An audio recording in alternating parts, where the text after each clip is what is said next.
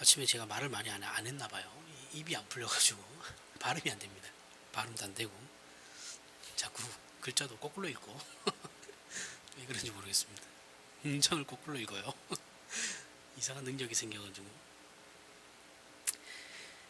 자, 하나님의 사람으로 보냄을 받은 지금 보냄을 받는 내용이죠, 그렇죠? 지난주에 했던 내용의 한 절만 제가 떼서 다시 설명을 하는 겁니다. 하나님의 사람으로 보냄을 받는 이 일에 12제자들에게만 이제 12제자들을 예수님께서 보내시고 계시는 장면이지만 사실은 12제자에게 국한된 내용은 아니에요. 이 모든 것들이 어느 시대나 어느 곳에서나 하나님의 자녀로 부름 받은 신자들은 그와 그의 존재와 생애를 전생애를 하나님의 증인으로 보냄을 받습니다. 여기에 열애되는 신자는 없어요. 모두가 동일합니다. 목사가 됐든 장로가 됐든 집사가 됐든 직분을 받지 못했든 간에 신자로 부름을 받은 사람은 모두가 보내심을 받는 거예요. 세상으로 보냄을 받는 거죠. 그리고 우리에게 책임져야 하는 삶이 주어지는 거죠. 신자로서 책임 있는 삶을 살아야 될 의무가 주어져요. 이렇게 당시 12제자나 또는 기독교 역사 속에서 예수 그리스도의 증인으로 보냄을 받은 모든 신자들이 책임 있는 삶을 지키는데 있어서 두 가지 원리가 나옵니다. 오늘 본문 말씀이 나오는 거예요. 첫 번째가 오늘 나오는 이제 거저받았으니 거저주라 라는 원리이고, 두 번째가 뭐냐면 16절에 나와요. 16절에 뱀같이 지혜롭고 비둘기같이 순결하라는 것이 신자가 세상을 살아가는데 책임있게 살아가는 원리, 두 가지 원리입니다. 거저받았으니 거저주라, 뱀같이 지혜롭고 비둘기같이 순결하라. 그럼 오늘 볼 말씀은 이제 첫 번째 원리죠. 거저받았으니 거저주라, 그걸 알아보려고 하는데, 하나님의 자녀된 존재로 세상에 보냄을 받은 신자로서 그 직분을 수행하는 책임과 원리에 대해서 이제 살펴볼 겁니다. 먼저 거저받았으니 거저주라는 세상적인 대가나 보상을 기대하지 말라는 이런 직관적인 말씀이에요. 그대로 그 의미가 매우 직관적이죠. 거저받았으니 거저주라라는 건 너희가 신앙생활 하면서 세상적인 대가나 보상 바라지 마라, 그 말씀과 동일한 거예요. 지난 시간에 이제 하나님의 사람으로 이 세상에 존재하는 것은 굉장히 중요한 몫이라는 설명을 하면서 이제 소돔과 고모라에 이제 의인 10명이 없어서 의인 10명의 존재 유무로 그 운명이 달리했다라는 설명을 했습니다. 그렇죠? 이와 같이 어느 시대나 사회에 하나님께서 은혜를 베푸시고 그 영광을 드러낼 신자들의 그 존재 유무로 그 시대나 그 사회의 운명이 나뉘는 것은 분명한 사실이에요. 그 시대에 의인 10명이 있냐 없냐, 그 소돔과 고모라와 같이 의인 10명이 있냐 없냐, 우리 신자는 그 의인에 속해야 되는데 그 의인들이 있냐 없냐의 문제로 가지고 하나님의 은혜와 그 사회 그리고 그 시대의 운명이 달린다라는 거죠. 근데 우리는 그런 거 생각 안 하죠, 그렇죠? 우리 예수 믿는 거 별로 대단하게 생각하지 않으니까 그냥 뭐 예수 믿는 게 뭐 내 삶도 변화되는 것도 없는데 바뀌는 것도 없는데 뭐 이렇게 생각하지만 사실은 그렇지 않다라는 거예요. 신자는 대단한 존재입니다. 그런데 이 일을 맡은 신자들이 종종 이제 이 일을 하면서 이 일에 대한 세상적인 대가를 기대하는 바람에 스스로 자신의 역할과 책임을 오해하게 되거나 또는 실패하는 경우를 너무 자주 보죠. 그래서 우리는 이 문제를 분명히 짚고 넘어가야 할 필요가 있어요. 이 문제를 위해 전 시간에 살펴봤던 마태복음 2장 20절 이하의 말씀을 다시 상기해보면 12제자 중에 야고보와 요한의 어머니가 예전에 봤던 말씀이죠. 그렇죠? 요한의 어머니가 예수께 찾아와서 나라를 세우실 때 자신의 아들들을 예수의 우편과 좌편에 세워달라고 청하는 사건이 있었어요. 기억나실 거예요. 이건 이제 말하자면 예수님을 따르고 헌신한 것에 대한 보상을 원하는 것이죠. 우리 아들들이 이만큼 헌신했으니까 이 정도는 해주십시오 라는 그 어머니 바람이 아니라고 그랬어요. 이거는 그죠? 자식들이 어머니에게 부탁을 해서 어머니가 청을 하는 거죠. 그래서 예수님께서 당신님을 따르는 것을 오해하고 있는 이 제자들, 그죠? 제자들조차도 몰라요. 그러니까 제자들조차도 지금 자기들이 무엇을 믿고 있고 어떻게 해야 되는지를 모르는 거예요. 그러니까 그 제자들에게 설명을 해주십니다. 이 문제를 가지고 우리가 천국에 간다든가 천국에서 어떤 상을 받는다라는 것은 전부 우리가 한 일에 대한 보상이라는 개념은 아니다. 그 개념이 아니고 신자된 자의 보상은 그가 하는 일과 그 존재의 가치 자체에 나타나는 거야. 이렇게 말씀하고 가르친단 말이죠. 가르치시고 계시죠. 우리 신자된 자가 하는 일들과 그리고 그 신자의 존재 자체의 가치에서 그 보상이 나타난다라는 거죠. 예수께서 이 땅에 오신 모습이나 예수 그리스도께서 하시는 일들의 성격들은 전부 하나님께서 우리를 만나시는 방법이기도 하면서 동시에 태도이기도 하신 거예요. 하나님이 우리를 향한 태도. 그게 예수 그리스도가 이 땅에 오신 모습이에요. 섬기고 헌신하며 희생하는 이 모든 일들은 하나님 나라의 속성이고 동시에 하나님의 성품이기도 합니다. 사랑은 자랑하며 찾아가지 않아요. 그죠? 사랑은 높은 자세로 군림하지 않습니다. 사랑은 조심합니다. 왜 그러냐면 상대방을 존중하고 그렇게 대접하기 때문에 그런 거예요. 이것이 하나님의 자녀된 자의 가치죠. 신자가 가져야 하는 신앙함이나 일들의 원리들이에요. 신자는 이렇게 일을 하는 겁니다. 이렇게 일을 해야 돼요. 그런데 우리는 자꾸 우리가 하나님의 자녀 혹은 종으로 복음을 전하러 간다라는 자긍심 때문에 사람들 위해 군림하려고 해요. 이미 여기서부터 틀렸어요. 틀린 거예요. 이거는 다른 게 아니고 틀린 겁니다. 저번에도 얘기했지만 신자들의 신앙상의 가장 큰 문제 중에 하나가 예수 믿는 보상이 무엇인가 하는 문제에서 빚어지는 것들이죠. 그죠? 보통은 대부분입니다. 이게 내가 예수를 믿었으니 세상적인 보상이 최소한은 있어야 된다고 생각하는 거예요. 누구나 가지고 있어요. 이건 형통해야 되고 남보다 위에 있어야 돼요. 최소한 내가 저 사람보다는 나아야지. 이런 게 있죠. 가장 두드러지게 나타나는 것들이 이제 자녀들 대학 입시 기간이죠. 그때 다 다가올 때 되면 이제 난리 납니다. 교회가. 하나님 그래도 우리가 예수를 믿는데 우리 애가 서울에 있는 대학 못 가면 창피하지 않겠습니까? 인서울대학 보내주십시오. 이거죠. 우리 친척 중에 우리 집안에서 아무도 교회를 안 나가는데 우리만 교회를 나가는데 우리 가정만 교회를 나가는데 교회 나가는 우리가 뭔가 좀 달라야 되지 않겠습니까? 우리 애를 인서울대학 보내주십시오. 서울에 있는 대학으로 보내주십시오. 스카이면 더 좋습니다. 서울대 연고되면 더 좋습니다. 그죠? 이거 다 바라잖아요. 아니라고 하지 마십시오. 이게 아니면은 한국교회 100일기도가 없어져요. 입시 100일기도, 특별 새벽기도 이런 거 다 없어져야 돼요. 근데 그걸 인정하기 때문에 하는 거예요. 그죠? 공부는 애가 열심히 하면 좋은 대학 가는 거고 열심히 안 하면 못 가는 거예요. 그걸 무슨 하나님의 기적을 바라고. 물론 저도 그랬습니다. 저도 그랬으니 뭐 제가 그래 봤기 때문에 더 잘 아는 거죠. 그런 거 없습니다. 하는 만큼 좋은 대학 가는 거예요. 근데 우리는 자꾸 우리가 하나님의 자녀 혹은 종으로 복음을 전하러 간다는 그 자긍심 때문에 자꾸 이게 틀어지는 거죠. 이게 무슨 말입니까? 예수를 믿으니까 최소한의 자존심은 세워주십시오 라는 거죠. 그렇죠? 우리 예수 믿잖아요. 하나님, 내가 하나님 자녀잖아요. 하나님의 자녀니까 어디 가서 꿀리면 안 되지 않습니까? 그러니까 최소한의 자존심은 저 사람보다는 더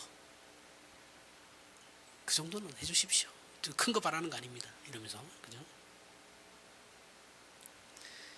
그게 예수 믿는 보상이라고 생각하는 거예요.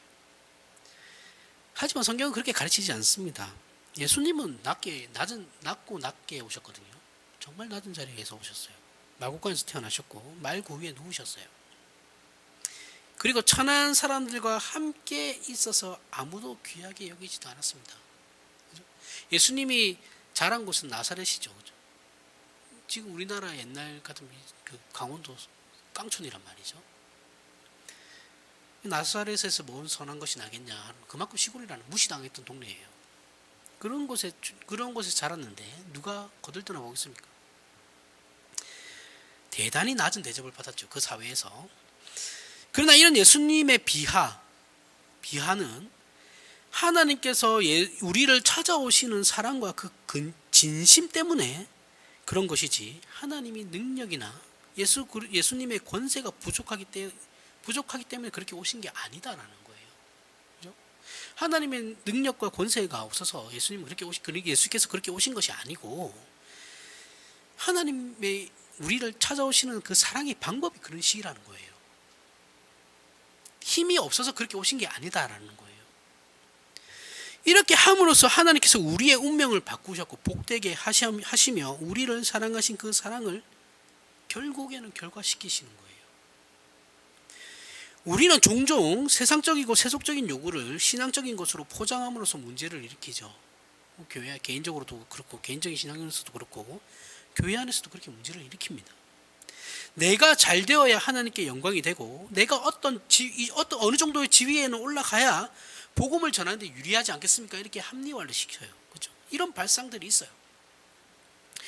그리고 그렇게 되지 않았을 때 어떻게 되냐면 우리는 실망해요. 남보다 두드러진 것을 소유하지 못한 별 볼 일 없는 사람이라고 생각해요. 나는 하나님께 선택받지 못했나? 나는 내가 이렇게 하나님께 인정받지 못하나? 그 인정이라는 것이 내가 뭔가를 해서 자꾸 받으려는 인정이죠. 그렇죠? 자녀로서의 삶을 살아가는 것이 아니고 일을 함으로 인정받고 싶어 하는 거예요. 그런 것이 그렇기 때문에 더 이상 그러면 말지 뭐 이렇게 돼버리는 건데, 이렇게 돼버리면 어떻게 되냐면 신앙에 대한 기대가 없어져요. 동시에 해도 안 되더라 이렇게 돼버리거든요. 해도 안 되더라 돼버리면 어떻게 되겠어요? 그 다음부터는 안 하죠. 아무것도 안 하려고 그래요. 신앙이 수동적으로 되죠. 마지못해 하는 상황이 되어버리는 거예요. 만약 죽어서 지옥 가면 이제 망하는 거니까, 진짜 망하는 거니까 보험 들듯이 이제 믿는 것이고, 그러다가 아니면 마는 거예요. 믿어서 손해될 건 없다 이러고 그냥 적당히 헌금하면서 그냥 다니는 거죠. 우리 담임 목사님 표현대로 절다니듯이 다니는 거예요. 진짜 그렇게 돼요. 헌금은 왜 합니까? 그러면 어차피 자원봉사 불쌍한 사람 도와주는 사람 치면 되는 거니까, 그죠? 많이 내는 것도 아니니까. 신앙에 기대가 없죠. 기대가 없으니까 은혜도 없죠. 감사도 없어요. 게으르죠. 겨우 옆에서 누가 부추겨야지 따라옵니다. 교회 행사를 해도 겨우 누군가가 옆에서 이렇게 찔러주고 해야지 겨우 따라옵니다. 안 하려고 그러죠. 목사가 찾아간다, 신방한다 그래도 싫어해요.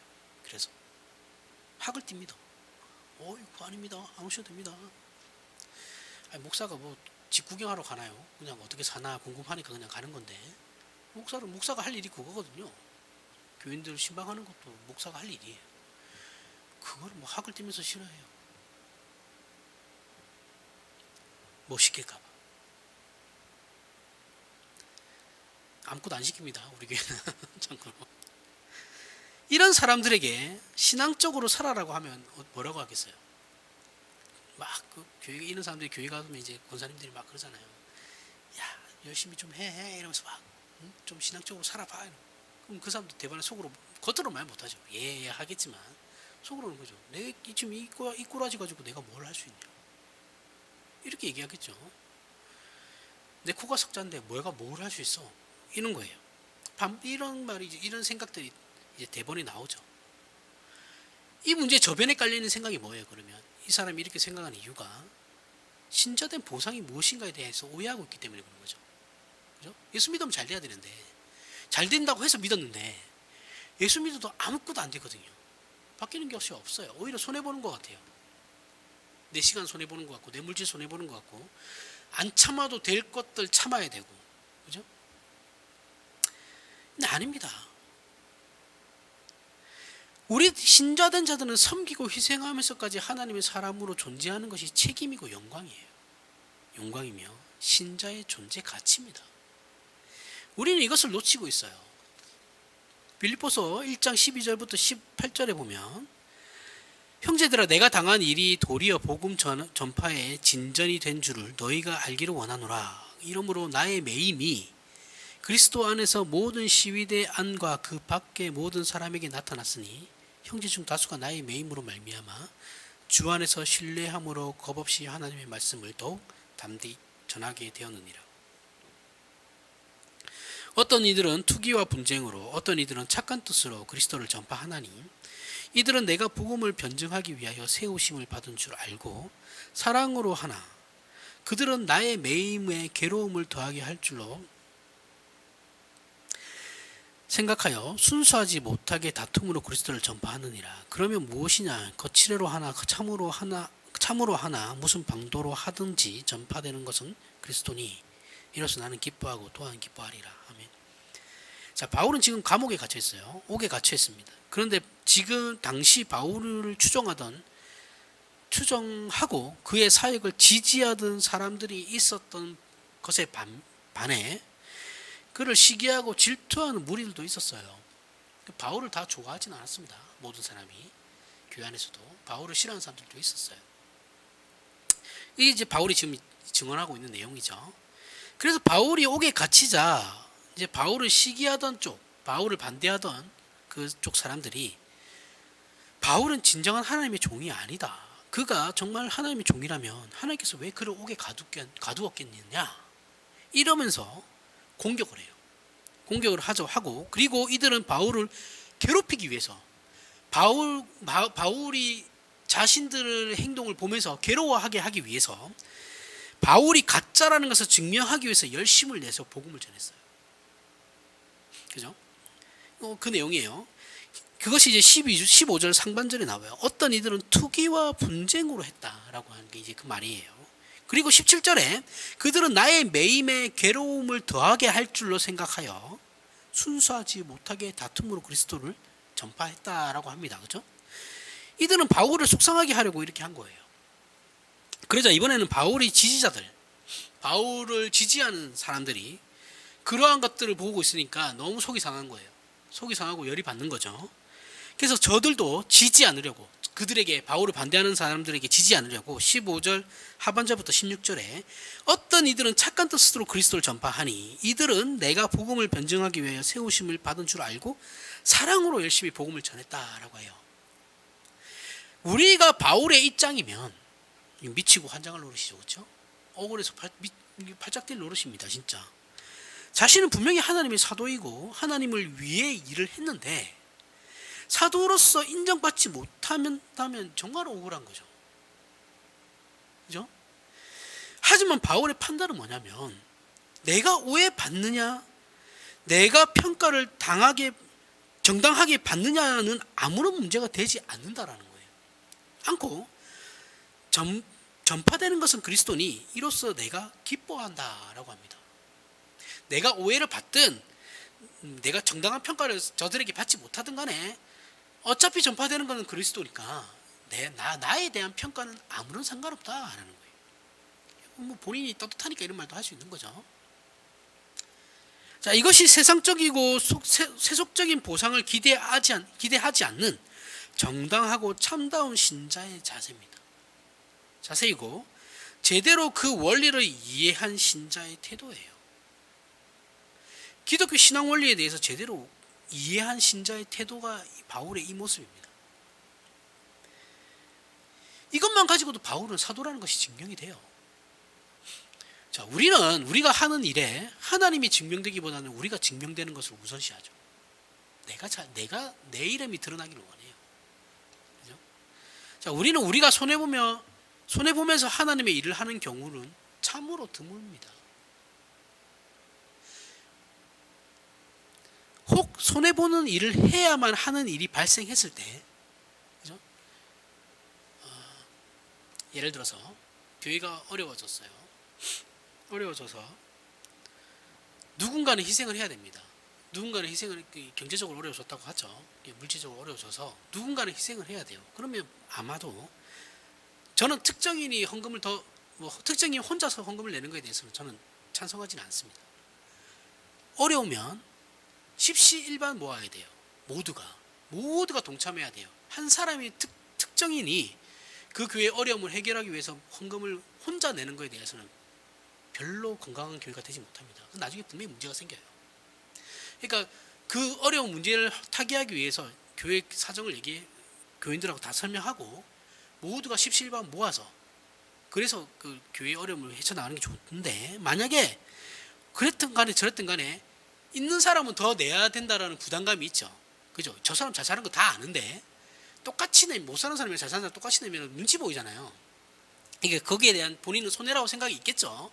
그러한 일들이 발생했을 때, 이거 뭐 구차하게 설명 길게 하지만 어쨌든 손해를 보는 일을 해야만 하는 일들이 발생했을 때 내가 손해 본다라는 것이 최소한 사람들 앞에 증명이 되어야 돼요. 그래야지 입 다물어요. 우리 한국 교회가 수준이 그래요. 최소한 이 어려운 상황에 누구누가 이 정도의 헌금을 했습니다라고 강대상에서 한번 얘기는 해줘야지 그 사람이 조용해져요. 진짜 그래요. 아닌 것 같죠? 정말 그렇습니다.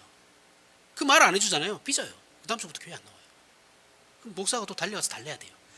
그 목사도 웃긴 거고, 그 달래는 목사도 웃긴 거고, 그 안 나오는 교인도 웃긴 거예요. 딱 그 수준이라니까요. 한국 교회가. 같이 모았잖아요. 형편권 모았잖아요. 그죠? 자기 돈 냈다 이거죠. 들을 때는 웃기죠. 그죠? 유치하죠. 근데 막상 그게 일이 닥치면 그렇게 됩니다. 사람 심리가 그렇다니까요. 왜요? 왜 그래요? 제가 그 문제에 대해서 이렇게 설명하고 있는 거잖아요. 그죠? 다른 사람이 내가 손해봤다는 것을 알아줘야 돼요. 인정받으려고 해요. 그런 부분에 대해서. 그나마 그래야지 그 자기 손해본 거에 대해서 메꿔져요. 심리적으로. 근데 이렇게 되면 손해가 아니죠. 그 사람은 엄연히 보상을 받은 거예요. 그죠? 사람들 앞에. 그래서 인정받는 보상을 받게 되는 거죠. 훈장이 되어버리죠. 그 사람의 손해는 손해가 아니고 훈장이 되어버려요. 이건 더 이상 손해라고 할 수 없는 문제죠. 그죠? 이건 아니다라는 겁니다. 이렇게 되면 안 돼요. 우리가 존재하고 행동해서 하나님께서 영광 받으시는 일에 우리의 이름이 동시에 올라가야 일을 하겠다라는 생각을 버려야 됩니다. 지금 우리가 할 일은 이런 생각들을 버리면 하나님의 일은 무궁무진합니다. 우리가 할 일이 천지예요. 안 합니다. 근데 할 생각도 없죠.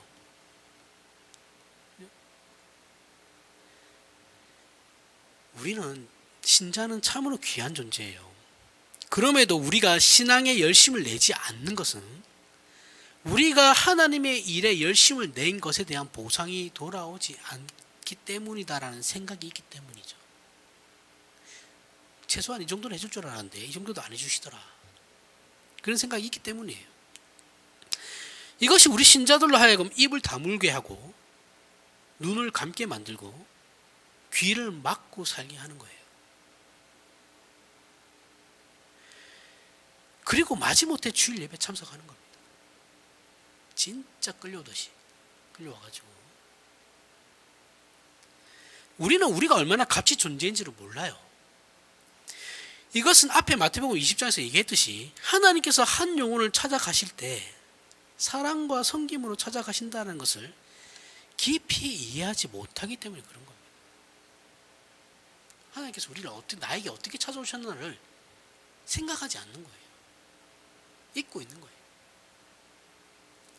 고린도전서 4장 보겠습니다.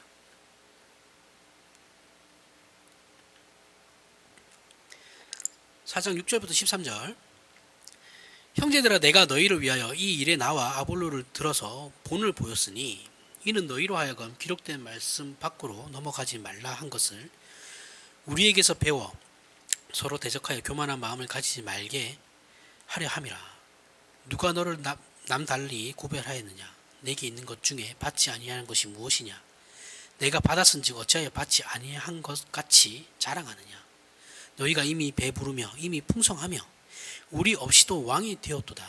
우리가 너희와 함께 왕노릇하기 위하여 참으로 너희가 왕이 되기를 원하노라. 내가 생각하건대 하나님이 사도인 우리를 죽이기로 작정한 자 같이 끄트머리에 두셨음에 우리는 세계 곧 천사와 사람에게 구경거리가 되었노라. 우리는 그리스도 때문에 어리석으나 너희는 그리스도 안에서 지혜롭고 우리는 약하나 너희는 강하고 너희는 존귀하나 우리는 비천하여 비록 이 시각까지 우리가 줄이고 목마르며 헐벗고 매맞으며 정처가 없고 또 수고하여 친히 손으로 일을 하며 모욕을 당한 즉 축복하고 박해를 받은 즉 참고 비방을 받은 즉 권면하니 우리가 지금까지 세상의 더러운 것과 만물의 찌꺼기 같이 되었도록. 아멘. 자, 이 고린도 교회는 신앙적으로 근본적인 오해가 있다고 했어요. 그렇죠? 오해가 있어서 저들은 자기들이 예수를 믿게 된 것이 하나님께서 은혜를 베푼 것이 아니고 자기들이 똑똑해서 이 돌을 깨우쳤다고 믿는 거예요.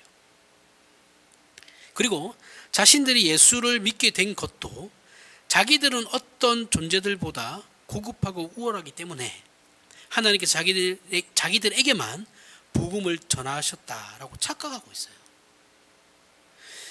따라서 이들은 자신들에게 예수를 믿는 결과가 나타나게 된 것은 결국 본인들은 다른 사람들과 다른 우월한 존재라는 증거로 이해하고 있는 거예요.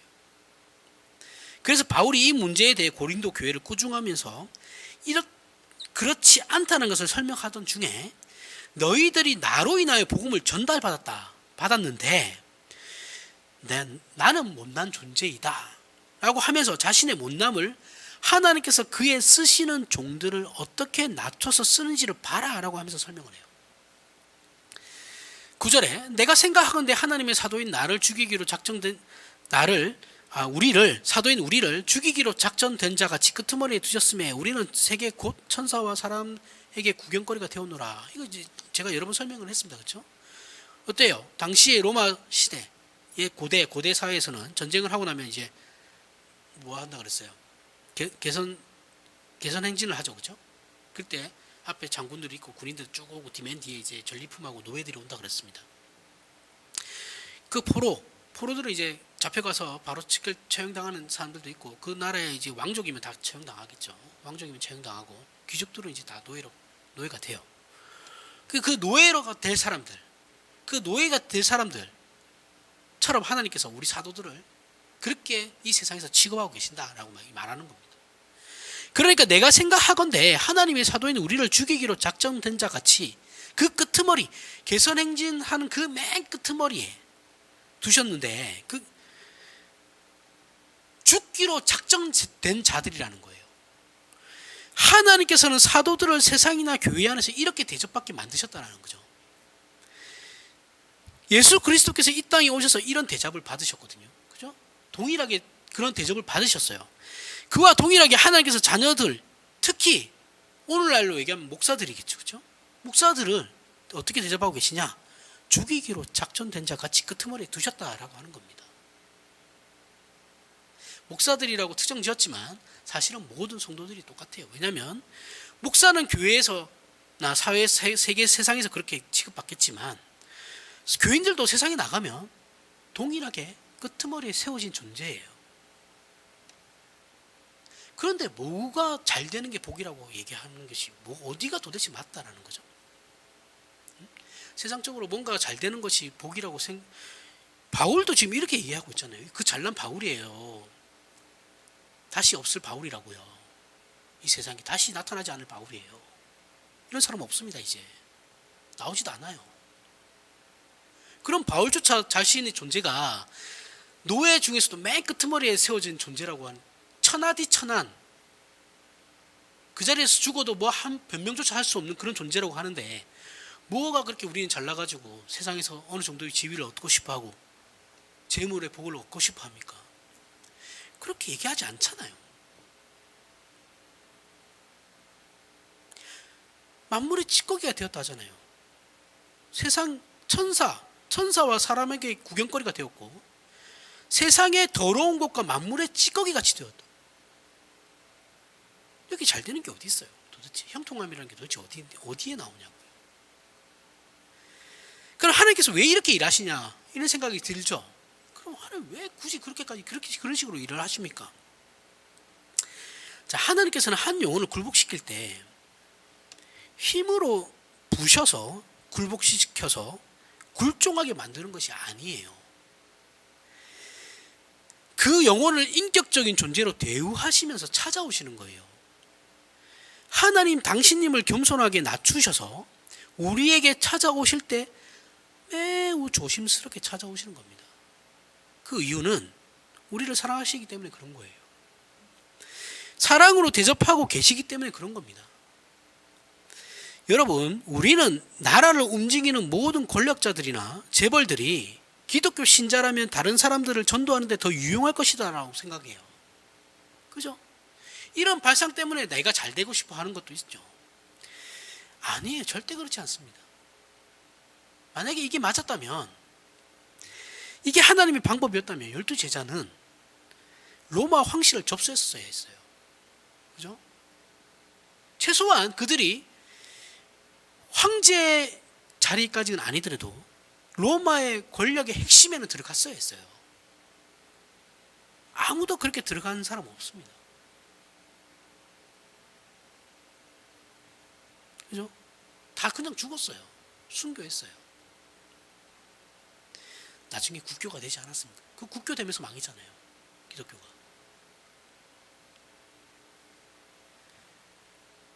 이건 구원이라는 것과 신자된다는 것이 무엇인지를 모르는 거예요. 우리의 싸움은 힘으로 상대방을 격파하는 싸움이 아니고 상대방의 마음을 녹여야 되는 싸움이죠. 그런 의미에서 우리는 각자가 모두 최고의 조건 속에 있는 겁니다. 내가 어떤 상황에 있든 간에. 우리가 신자로서 살아가는 최고의 조건인 거예요. 그걸 자꾸 부인하고 나는 왜 이런가, 우리는 왜 이런가, 우리 집안은 왜 이런가 이런 거 얘기해봐야 아무 소용없어요. 성장하지도 않고 성숙하지도 않아요. 맨날 그러니까 교회를 30년 40년을 다녀도 똑같은 수준인 거예요. 내 처지 아무리 내 처지가 어떤데 저떤데 해봐야 소용없다니까요. 그 처지는 지금 우리의 처지는 하나님께서 나에게 베푸시는 최선이라니까요. 최고의 조건이에요. 우리들이 잘 되고 더 크고 더 우월한 차원에서 잘난 척을 해서는 한 사람의 마음을 사로잡지 못합니다. 재수 없는 그리스도인 된다니까요. 그러면 이건 하나님께서 우리를 하나님의 자녀로 만드실 때도 그렇게 하셨죠. 동일하게. 하나님이 언제 군림하시면서 막 우리를 찾아오신 적 없어요. 우리가 말 안 듣고 막 이렇게 막 오만방자하게 해도 하나님은 참고 기다리시죠. 그러면서 설득해 나가시는 거예요. 하나님이 그럴 이유가 전혀 없거든요. 우리에게 이놈의 새끼하고 그냥 찍 누르면 죽을 존재인데 누를 필요도 없죠. 말씀만 해도 죽어요. 그냥 우리는 그런 존재에게 와서 직접 찾아오셔가지고 설득을 하신단 말이에요.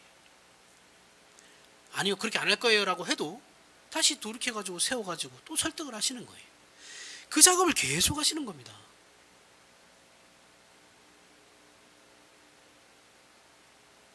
하나님께서 우리와 방불한 자, 우리와 동일한 자, 어떤 때는 우리보다 못한 자를 통해서 우리를 항복시키기도 하시죠. 그죠? 그와 같이 우리가 한 영혼을 찾아갈 때도 하나님께서 그 영혼을 당신님과 대등한 입장에서 조심스럽게 다가가시고 두드리신다는 이해를, 하나님께서 나에게 그렇게 찾아왔다는 그 이해를 가지고 우리도 이웃들을 찾아가야 되는 거예요. 하나님께서 나를 인격적으로 대우하시며 조심스럽게 나를 설득시켜 그와 동일한 방법으로 우리도 이웃을 찾아가야 되는 겁니다. 여기에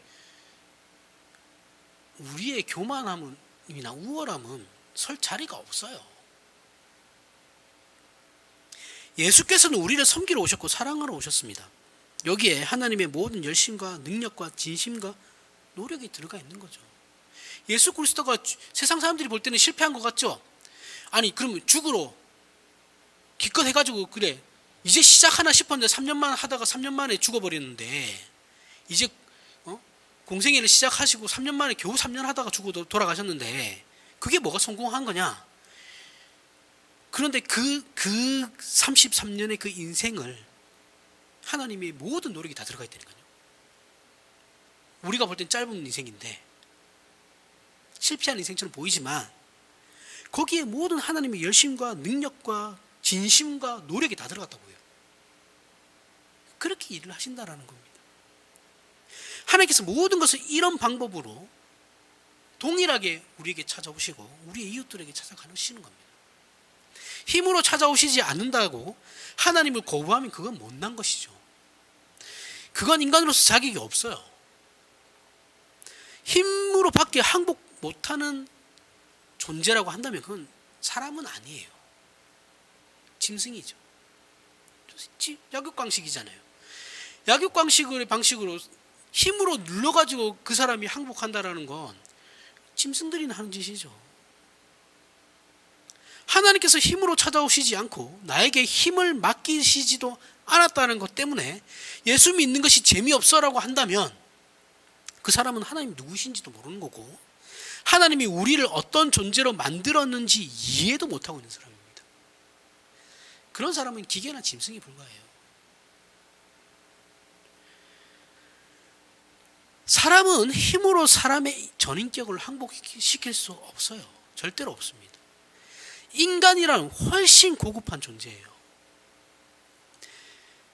전인격이 동원한 항복이 있어야 하는 것이죠. 하나님께서 그렇게 그 아들을 보내셨고 그렇게 우리를 찾아오셨으면 그렇게 우리를 사용하시는 것입니다. 이 일에 대해 우리의 이해가 부족한 것을 가지고 신앙이 기독교 신앙의 총체적인 오해로부터 자기가 오해를 해놓고 우리 기독교 신앙의 전체에 대해서 실망했다고 하면서 그 신앙을 외면하고 있다면 그건 그 사람이 잘못인 거예요.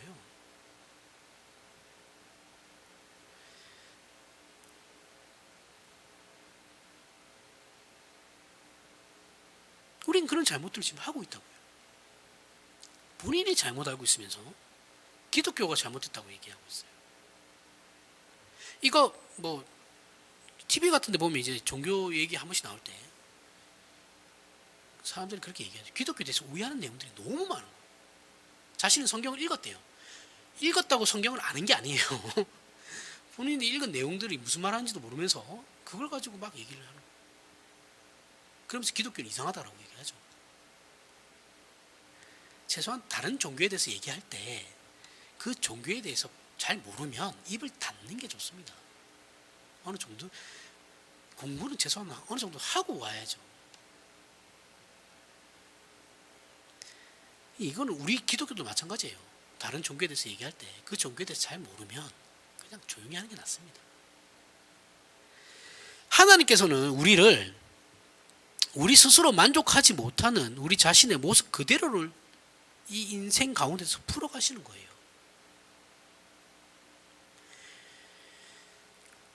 그렇게 살게 하신다고요. 그리고 이것이 우리에 대한 하나님의 최선의 조건입니다.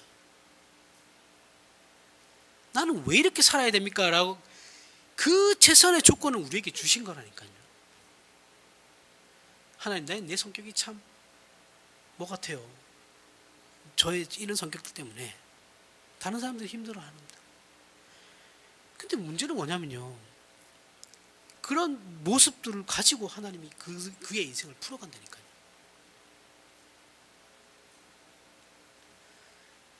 우리가 볼 때는 한없이 단점처럼 보이지만 나의 약함처럼 보이지만 그 약함을 통해서 하나님께서 역사하시는 거예요. 그거 어떻게 될지 모르는 겁니다. 물론 우리 그렇다고 해서 그 약함을 합리화시키면 안 돼요. 우리는 그걸 바꿔가야죠. 바꿔가려고 노력하지만 안 돼요. 이거 죽을 때까지 안 바뀌는 겁니다. 사람이 기질이라는 건 죽을 때까지 안 바뀌어요. 그건 DNA거든요. 유전자예요. 안 바뀌어요. 하지만 노력을 해야죠. 그죠? 노력하는 가운데 하나님께서 역사가 일어난다라는 거예요. 기독교 신자들 중에 예수께서 십자가에 못 박혀 죽는 것이 싫다고 말하는 사람들 은근 많습니다. 예수께서 힘을 가지고 이 세상에 군림하셨으면 오히려 더 큰 효과가 있었을 거라고 말하는 사람들, 이상한 사람들 있어요. 실제로 있습니다. 이런 사람들. 정말 그렇다면 예수님은 그렇게 죽으시면 안 됐고 알렉산더 대왕이나 징기스칸이나 나폴레옹이 되셨어야 했죠. 그렇죠? 그런데 이들은 그 사람의 전인격이 항복할 만한 대상은 아니에요. 나폴레옹이 결말이 안 좋아요. 그렇죠? 안 좋고 징기스칸도 그냥 죽어요. 그렇게 살다가. 알렉산더도 그냥 죽어요. 죽고 난 뒤에 이들의 결과가 어떤지는 뭐 다 아실 겁니다. 알렉산더 대왕은 죽고 난 뒤에 그 장군들이 그 집안에 알렉산더 애들 그 가족을 다 죽여요. 그리고 지네들이 나라를 나눠 갔죠. 그렇죠? 이게 알렉산더를 따랐다고 해서 그들이 전인격이 항복한 게 아니고 알렉산더의 대왕의 그 능력을 좋아했던 거죠. 그러니까 자기도 한 자리 해먹을 수 있겠다고 생각하는 거예요. 충성 이런 거 없습니다. 그런 게 없어요. 그런 거 없습니다. 예수님도 그럼 그렇게 되셨어야 된다는 거죠. 근데 그런 사람들에게 사람들이 전인격이 항복하겠냐고요? 안 합니다. 파괴하는 힘을 가졌을 뿐이지 인간을 전인격적으로 항복시킬 힘을 가지고 있지는 않아요. 그들에게. 기껏해야 자기 나라에게만 유익해져. 그렇죠? 오히려 알렉산더나 징기스칸이나 나폴레옹과 같은 사람들의 이상, 그들이 가진 그 이상으로 말미암아 얼마나 많은 사람들이 죽었는지를 생각을 해야 돼요. 인류의 영웅이라고 칭하는 사람은 다 이래요. 전부 이렇습니다. 위인전들 읽어보십시오. 다 이렇습니다. 예수 그리스도께서 십자가에 달려 죽으심으로 어느 특정 민족이나 사람들에게 우월감을 준 적 있습니까? 없어요. 모두를 십자가 앞에 평등하게 만들었어요. 그 앞에 무릎 꿇게 만들었고 모두를 향하여 마음을 열게 하셨습니다. 우리가 신자로서 힘을 내지 않고 기대를 하지 않으며 열심을 내지 않는 이유는 우리의 알량한 자존심 때문이죠. 기독교 신앙이 아니에요. 이런 건 기독교 신앙이 아닙니다. 신자가 남보다 더 높은 지위와 더 큰 힘과 더 높은 능력을 달라고 해서 무엇을 하려고 그럽니까? 기껏 우리가 하나님 이렇게 해주십시오 저렇게 해주십시오 해가지고 하나님께서 그렇게 해주시기 응답 받음으로 말미암아서 내가 하려고 하는 게 뭐예요? 솔직하게 잘난 척밖에 없잖아요. 그렇죠? 나 이렇게 해서 이렇게 됐어. 나 이렇게 열심히 기도해서 이런 응답 받았어. 잘난 척 하려고 싶은 거잖아요. 그러면 모든 사람들의 마음의 문은 그 사람에 대한 마음의 문은 닫히는 겁니다. 너 잘났다. 이러고 말아요. 그 신자는 쓸모가 없어요. 모두가 돌아서서 욕하는 사람이 되는 겁니다. 죄수덩어리가 되는 거죠. 너나 잘 먹고 잘 살아. 그래 너 잘났어. 너 잘 먹고 잘 살아. 이렇게밖에 안 되는 겁니다. 인간이라는 건 그렇게 간단한 존재가 아니에요. 다시 빌립보서 1장으로 돌아가서 20절부터 26절에 보면 나의 간절한 기대와 소망을 따라 아무 일이든지 부끄러워하지 아니하고 지금도 전과 같이 온전히 담대하여 살든지 죽든지 내 몸에서 그리스도가 존귀하게 되게 하려 하나니 이는 내게 사는 것이 그리스도니 죽은 것도 유익함이니라. 그러나 만일 육신으로 사는 이것이 내 일의 열매일진데 무엇을 택해야 할는지 나는 알지 못하노라. 내가 그 둘 사이에 끼었으니 차라리 세상을 떠나서 그리스도와 함께 있는 것이 훨씬 더 좋은 일이라 그렇게 하고 싶으나 내가 육신으로 있는 것이 너희를 위하여 더 유익하리라. 내가 살 것과 너희 믿음의 진보와 기쁨을 위하여 너희 무리와 함께 거할 이것을 확실히 아노니 내가 다시 너희와 같이 있음으로 그리스도 예수 안에서 너희 자랑이 나로 말미암아 풍성하게 하려 함이라. 자, 바울은 옥에 갇혔고 미래가 불투명하죠. 지금 이 상황에 어쩌면 옥에서 죽을지도 모릅니다. 뭐 이 고대 사회에서는 인권이란 것이 존재하지 않죠.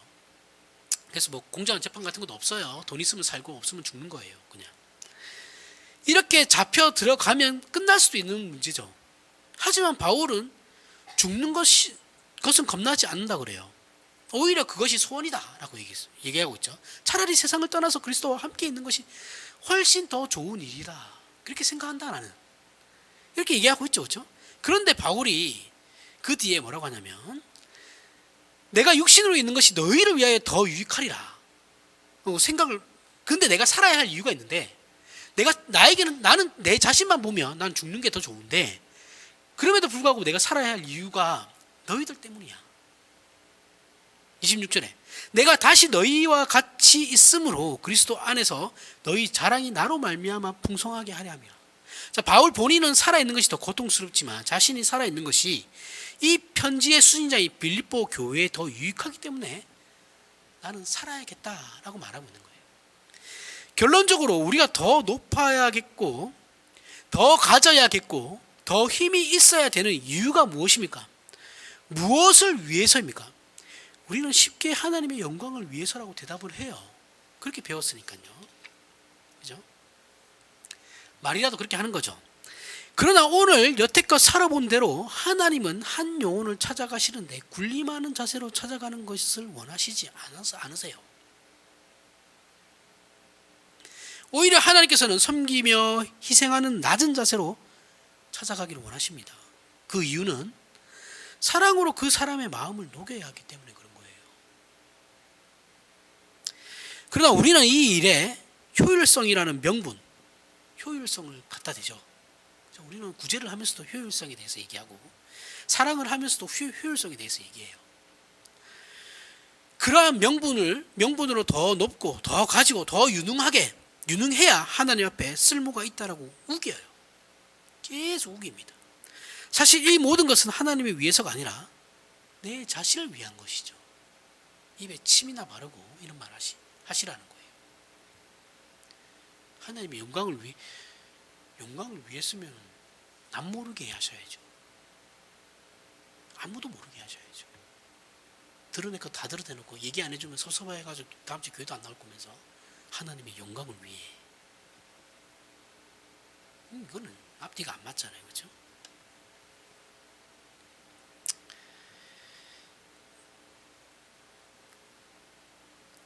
하나님께서 우리에게 요구하시고 필요로 하시는 것은 우리의 명예나 지위나 재력이나 힘이 아닙니다. 십자가예요. 예수 그리스도께서 그 십자가로 우리를 찾아오신 것과 동일하게 우리에게 요구하시는 것도 십자가예요. 낮아짐이라고요. 우리의 낮아짐, 겸손. 하나님을 위하고 복음을 위한다라는 명분으로 우리가 요구하는 높아짐과 유능함은 전부 우리의 자존심을 위해서지 찾아가야 할 상대방을 위한 것은 아니죠. 내가 잘 되고 싶은 건 나를 위한 거지 내 이웃을 위한 건 아니에요.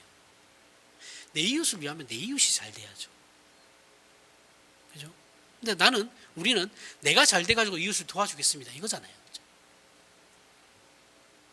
그죠? 거짓말이죠, 이건. 그래서 잘 되고 싶은 거죠. 자기가 잘 되고 싶은 거죠. 여러분, 똑똑한 사람 때문에 우리가 유익 본 적 있습니까? 여러분, 제가 얘기했어요. 그죠? 똑똑한 사람 때문에 유익 본 적, 주변 사람들, 똑똑한 사람들 때문에 주변 사람이 유익 보는 일은 거의 없어요. 오히려 그 똑똑한 사람 때문에 그 똑똑한 사람이 자기 잘남을 증명하려고 옆 사람들 바보 만들죠. 싸움만 일어나요. 옆 사람의 편을 들어주는 똑똑한 사람은 세상에 잘 없습니다. 그죠? 덮어주고 가려주고 힘을 나누어주는 똑똑한 사람은 없어요.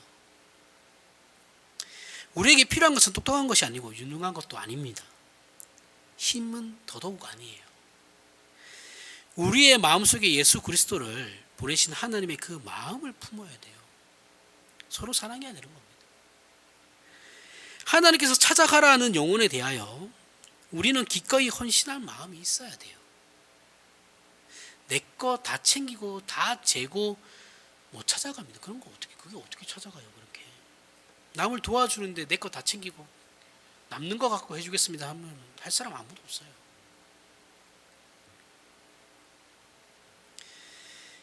그 일을 하는데 우리가 가진 어떤 조건도 부족할 것이 없어요. 그런데 우리는 그 일을 재면서 해요. 계산하죠. 저조차도 그럽니다. 그래서 이렇게 아무것도 못하는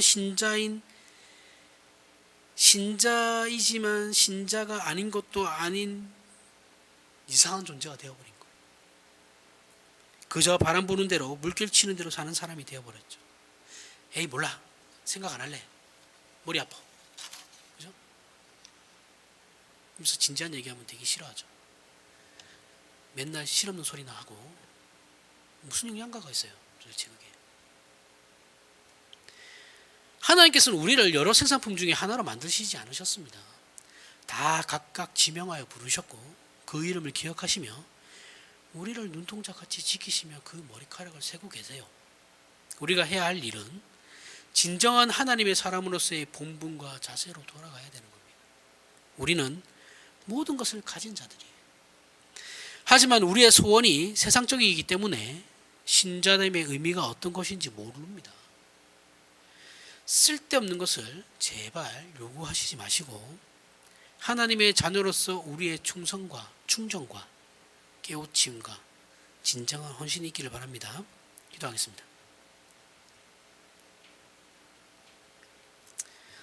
하나님 아버지, 은혜를 감사합니다. 하나님께서 우리에게 이미 충분히 주신 것, 하나님을 아버지라 부르고 우리 주 예수 그리스도의 이름으로 모든 것을 구할 수 있기 때문에 우리는 못할 것이 없습니다. 오히려 우리에게 필요한 것은 우리 마음에 진정한 사랑을 가지며 예수 그리스도를 보내신 하나님의 긍휼과 자비에 동참하는 그 마음일 것입니다. 우리는 자신을 증명하기 위하여 신앙이라는 이름으로 잘난 척하던 일들을 회개합니다. 이제 돌이키고 정당한 신자의 자리로 돌아와 충성하는 하나님의 사람이 되게 하셔서 우리의 삶과 인생이 하나님 앞에 쓰임받고 기적으로 연결되는 것을 매일 경험하는 저희들이 되게 하여 주시옵소서. 예수님 이름으로 기도합니다. 아멘.